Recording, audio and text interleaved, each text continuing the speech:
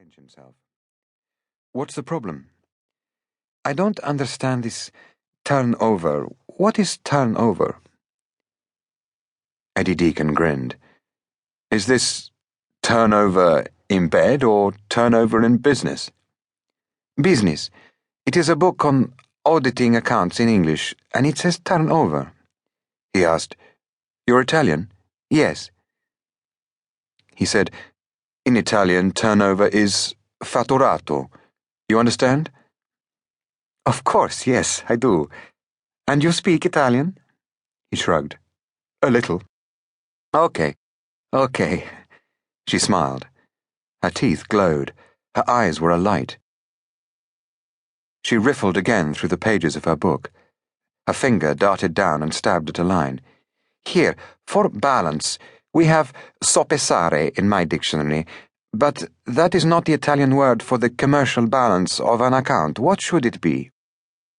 To balance an account is bilanciare, and a balance sheet is bilancio di esercizio. Does that help? She touched his hand, fleeting, a natural, spontaneous gesture of gratitude. He felt the tips of her fingers on his skin. He liked girls, liked their touch, but would have admitted if quizzed that he was currently between relationships. God, who needed commitments? He'd nearly been engaged to a local government kitchen hygiene inspector 2 years back, but his mother had become too fond of her too quickly. He hadn't found a soulmate. I have very good helper. Eddie Deacon said he should be good. He was a language teacher. He didn't add that if he'd put his back into it, he might have made interpreter level and gone to Brussels or even the United Nations, but it would have been a hassle. He taught English to overseas students. His core tongues were German, French, and Spanish, but he also had useful Italian. She told him she was on 2 courses in London.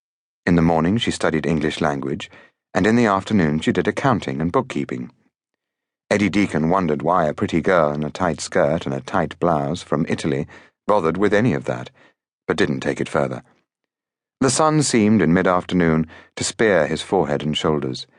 The men and women who walked past the bench wore floppy hats or had white war paint daubed on exposed skin, while little parasols shaded tots in pushchairs.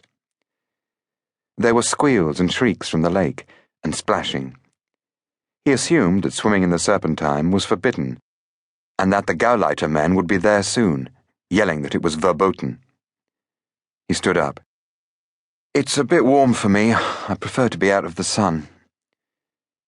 She said, Where is to be the new classroom? I need all opportunities to speak English. I have a teacher. I do not wish to lose him. It was, he thought, a challenge.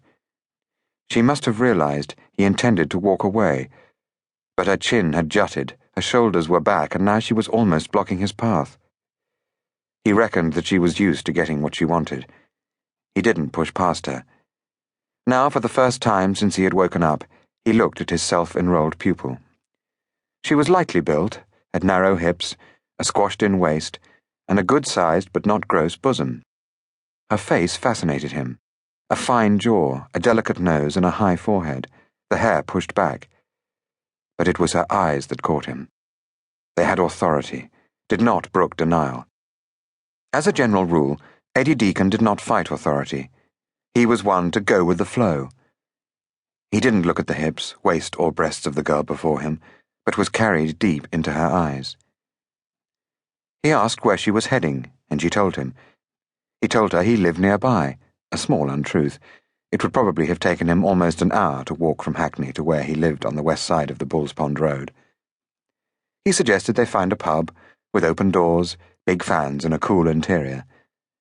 There, he said, they could have a hack at any accounting or bookkeeping language that was giving her grief. Her books were in a bag now, and he took it, slung the strap across his shoulder. She hooked her hand into the crook of his arm. Her hip swung as she walked, and she threw back her head, letting her hair fall between her shoulder blades where the blouse collar had slipped. By the way, I'm Eddie Deacon. Her name was Immacolata. On the north side of the park, they took a bus and sat on the top deck with the window open beside them,